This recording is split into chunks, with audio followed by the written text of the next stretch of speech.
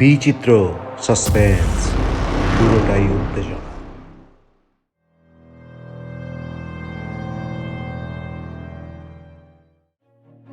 বিচিত্র স্টেশন চ্যানেলের বিচিত্র সাসপেন্সে আমরা পরিবেশন করি আমাদের লিখিত এবং সংগৃহীত নানান দেশি এবং বিদেশি রোমাঞ্চকর গল্প। আজকে পরিবেশিত হচ্ছে গল্প পরীক্ষা। গল্পটি আমাদের জন্য লিখেছেন জহিরুল হাসান এবং গল্পটিকে নাট্যরূপ দিয়ে পরিবেশনা করছে বিচিত্র স্টেশন দল। এরকম আরো অনেক গল্প, অনেক রোমাঞ্চকর বিষয় আসবে আমাদের বিচিত্র স্টেশন চ্যানেলে। সুতরাং আমাদের বিচিত্র স্টেশন সাবস্ক্রাইব করে আমাদের সাথে থাকুন। নোটিফিকেশন পেতে বেল আইকন প্রেস করতে হবে। শুরু হচ্ছে আজকের গল্প পরীক্ষা।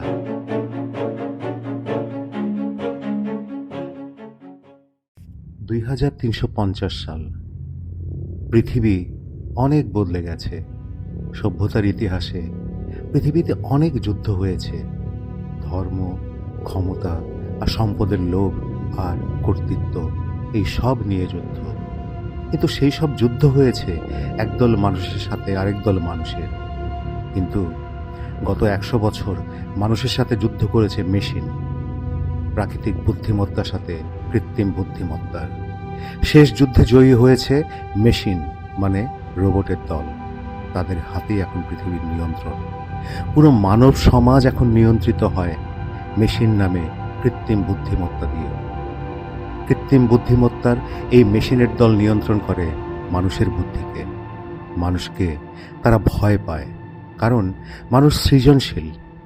সেই সৃজনশীল চিন্তা থেকে মানুষ নানান ধাপে মেশিনে বুদ্ধি সঞ্চার করেছে। আর আজ সেই মেশিনই মানুষকে নিয়ন্ত্রণ করে।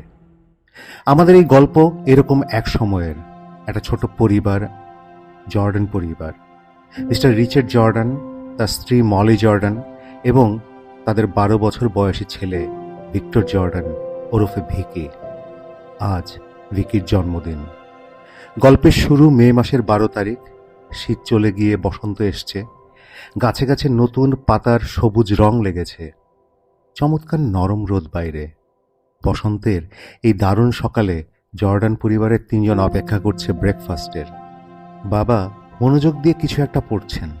ভিকি জানালার পাশে বসে সবুজ ঘাসে রোদের নরম খেলা দেখছে, আর মা ব্রেকফাস্ট টেবিল গোছাচ্ছেন। সকালে কেক এসছে বাড়িতে। আজ ভিকির 12 বছর পূর্ণ হলো, কিন্তু ভিকি সেটা জানে না। বাবা মা আজ তাকে সারপ্রাইজ দেবে। মা হাঁক দিয়ে বললেন, চলে এসো সবাই, breakfast ready. All right Vicky, চলো দেখি তো আজকে কি আছে ব্রেকফাস্টে। ভিকি সোফা থেকে উঠে বলে, ইয়েস বাবা, খুব খিদে পেয়েছে। ভিকি এসে চেয়ার টেনে বসে। বসন্তের এই আলো ঝলমলে দিনে পরিবারের একমাত্র ছেলের জন্য সারপ্রাইজ এনেছে বাবা মা। বাবা খাওয়া দেখে বলেন, আজ একটা বিশেষ দিন, সেই একই মেনু? না, অন্য কিছু চাই। কি করা যায় বলো তো? কি বিশেষ দিন বাবা? মা রহস্য করে বলেন, কি যেন একটা দিন আজকে। বাবা একটু আশ্চর্য স্বরে বলেন, আরে পিয়ানোর পাশে ওই বাক্সগুলো কি? মাকে উদ্দেশ্য করে বলেন, তুমি রেখেছ? না, আমি রাখিনি তো। তাহলে এই ভিকি, চলো তো দেখি ওগুলো কি। ভিকি সামনে এগিয়ে যায়, মা বাবা ওর পেছনে। আরে এগুলো তো দেখি গিফট বক্স। বিস্মিত হয়ে ভিকি বলে, তাই তো, এত বড় বক্সটা কিসের? খোলো তো। ভিকিকে বলেন মা, আরে এটা তো একটা কেক দেখি। ভিকি, কি লেখা কেকের উপরে? ভিকি পড়ে, হ্যাপি বার্থডে ভিকি, তোমার মতো ছেলে পেয়ে আমরা গর্বিত বাবা মা। ভিকি খুব অবাক এবং আনন্দিত হয়, বলে, আমার জন্মদিন তো আমি ভুলে গিয়েছিলাম। থ্যাংক ইউ মা, থ্যাংক ইউ বাবা। এরপর আনন্দে 3 জন পরস্পরকে জড়িয়ে ধরে। ব্রেকফাস্ট টেবিলে কেক কাটা হয়। মা ভিকিকে কেক খাইয়ে দেন। কেকটা খুব মজা, আমার ফেভারিট ফ্লেভার। মা, বাবা, আসো। বলে ভিকি ওদের কেক খাইয়ে দেয়। আজ সন্ধ্যায় তোমার পরীক্ষা, মনে আছে বাবা? হ্যাঁ বাবা, মনে আছে।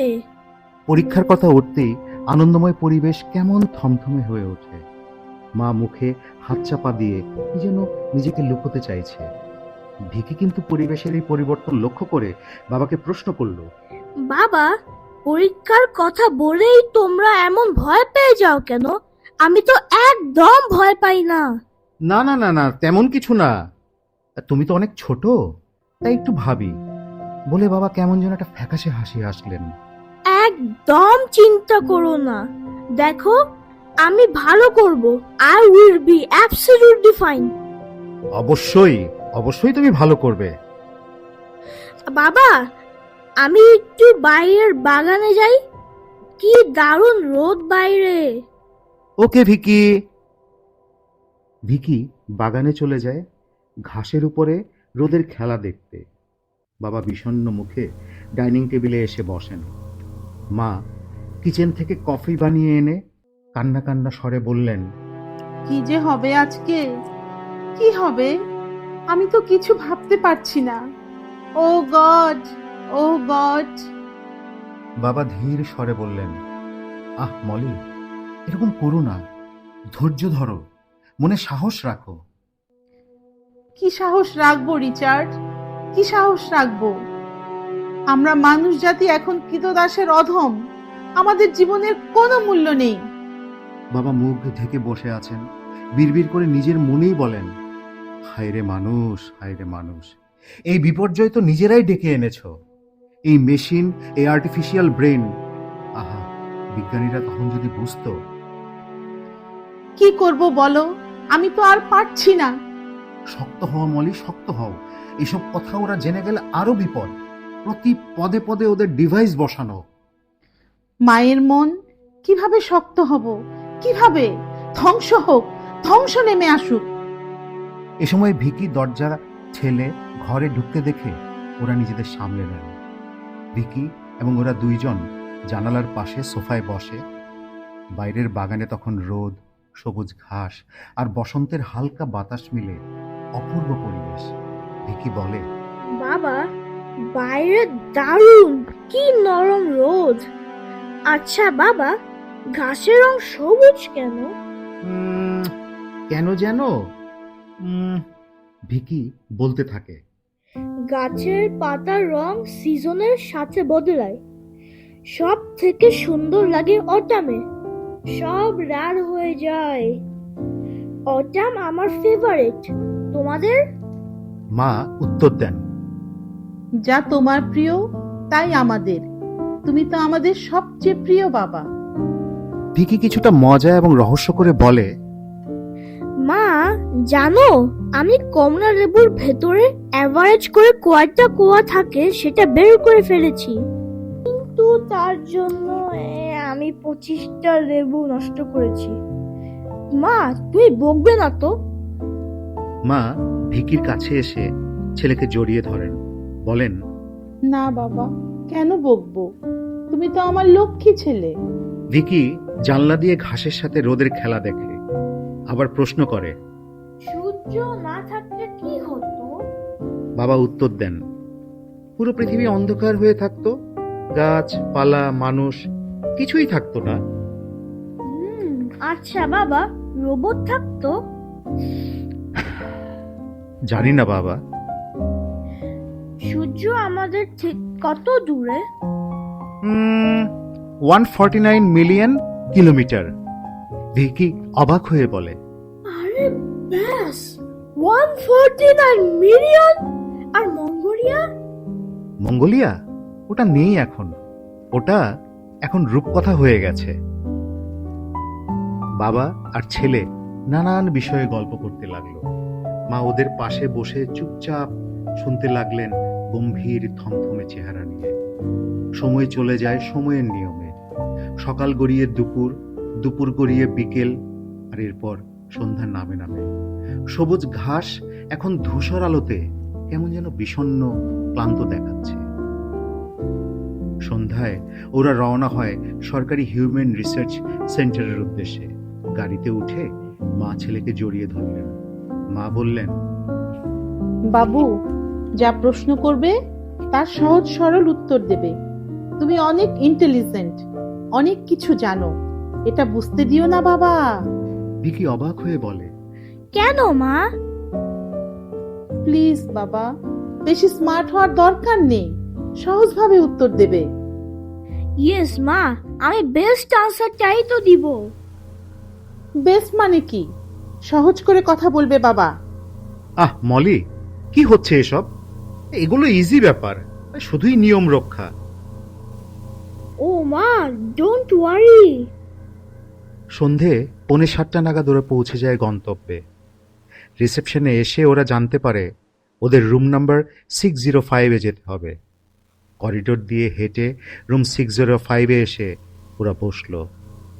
ভিকি চারপাশ দেখে চাপা স্বরে বলল, এখানে মোট 7টি ফ্যামিলি আছে, 4 জন ছেলে 3 জন মেয়ে। একদম কোনায় যিনি বসে আছেন, উনি যে হ্যাটটা পরেছিলেন, ওই হ্যাটের নাম সিসিলিয়ান ওপেরা ক্যাপ। ইতালির প্রাচীন ডিজাইন। ইতালির অধিবাসী যারা, তারা বিশেষ দিনে এই ক্যাপ পরে। ভিকি আস্তে, শুনতে পাবে সবাই। ভিকি বাবার দিকে তাকিয়ে মিষ্টি হাসি দেয়। এমন সময় যান্ত্রিক কণ্ঠে শোনা যায়, ভিক্টর জর্ডান, ভিক্টর জর্ডান, তুমি প্লিজ আমাদের অ্যাটেন্ডেন্ট এর সাথে এসো। আর ভিক্টরের বাবা মা, আপনারা ফিরে যান, যথাসময়ে আপনাদের জানানো হবে। ওরা তাকিয়ে দেখে একটা কালো ওভারকোট পরা লোক ওদের সামনে এসে দাঁড়িয়েছে। মা ছেলেকে জড়িয়ে ধরে ফুপিয়ে কিছু বলছে। সব ঠিক হয়ে যাবে বাবা। যাও বাবা, যাও, গুড লাক। ওরা কিছু সময় মূর্তির মতো দাঁড়িয়ে থাকে। এরপর বিষণ্ণ মনে ধীরে ধীরে ফিরে যেতে লাগলেন। কালো ওভারকোট পরা লোকটা ভিকিকে নিয়ে একটু লম্বা করিডোরে প্রবেশ করলো। আবছা আলো জ্বলছে দীর্ঘ করিডোরে। দেয়ালে মনে হয় লাউড স্পিকার বসানো। সেখানে মাঝে মাঝে গুঞ্জন শোনা যাচ্ছে। কিন্তু ভিকি ভাবছে, লোকটা ওভারকোট পরে আছে কেন? এখানে তো ঠান্ডা তেমন নেই। ভিকি আরো অবাক হয়ে লক্ষ্য করলো করিডোরের দেয়ালে লোকটার কোনো ছায়া পড়ছে না, অথচ তার নিজের ছায়া স্পষ্ট। একবার ভাবলো লোকটাকে জিজ্ঞেস করবে, কিন্তু আবার মায়ের সাবধান বাণীর কথা মনে করে চুপ হয়ে গেল। ভিক্টরের হঠাৎ ভয় ভয় অনুভূতি হতে লাগলো। এরপর ওরা প্রবেশ করলো ছোট্ট একটা রুমে। একটা চেয়ারে ভিকি একটা টেবিলের এক প্রান্তে এসে বসলো, অন্য প্রান্তে আরেকজন বসা। লোকটা প্রশ্ন করলেন, তোমার নাম কি? Victor Jordan. বেশ, অঙ্কের এই সিকোয়েন্সটা মেলাও। 1 3 5 7। বাড়িতে সারা রাত নির্ঘুম জেগে আছে বাবা রিচার্ড এবং মা মলি জর্ডান। উৎকণ্ঠা এবং ভয় গ্রাস করেছে ওদের। মা অস্থির হয়ে বারবার বলছেন, এখনো কল আসছে না কেন? আর কত দেরি? ওহ গড, রক্ষা করো। ভোর 6টায় কলটা এলো। রিচার্ড জর্ডান বলছেন? হ্যাঁ বলছি। গতকাল আপনাদের সন্তান ভিক্টর জর্ডানের হিউম্যান রিসার্চ সেন্টারে পরীক্ষা ছিল। হ্যাঁ হ্যাঁ ছিল। এরপর ফোনের কণ্ঠ একঘেয়ে ঘ্যানঘ্যানে স্বরে বলে যায়, আমি অত্যন্ত দুঃখের সাথে জানাচ্ছি, আপনাদের সন্তান ভিক্টর রিচার্ড আমাদের এই পরীক্ষায় ফেল করেছে।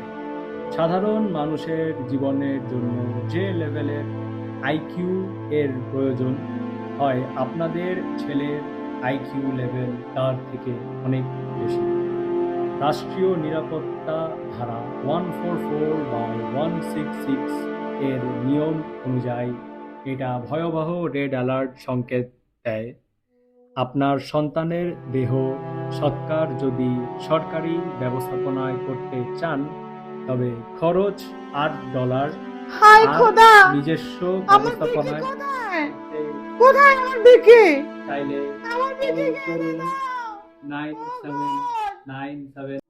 মলি জর্ডানের আত্মচিৎকারে ফোনের অপর প্রান্তের একঘেয়ে কণ্ঠস্বর চাপা পড়ে গেল। বাবা নিস্তব্ধ হয়ে দাঁড়িয়ে রইলেন। বাইরে তখন মেঘলা আকাশ, মেঘলা ভোরের ঘোলাটে আলোয় সবুজ ঘাসগুলো কেমন যেন ধূসর দেখাচ্ছে। বিচিত্র সাসপেন্সে আজ আপনারা শুনলেন গল্প পরীক্ষা। এরকম আরো অনেক রোমাঞ্চকর গল্প শুনতে এবং নানান বৈচিত্র্যময় অনুষ্ঠান দেখতে বিচিত্র স্টেশন চ্যানেলটি সাবস্ক্রাইব করুন, বেল আইকন প্রেস করুন, নোটিফিকেশন পেয়ে যাবেন। আমাদের সাথে থাকুন।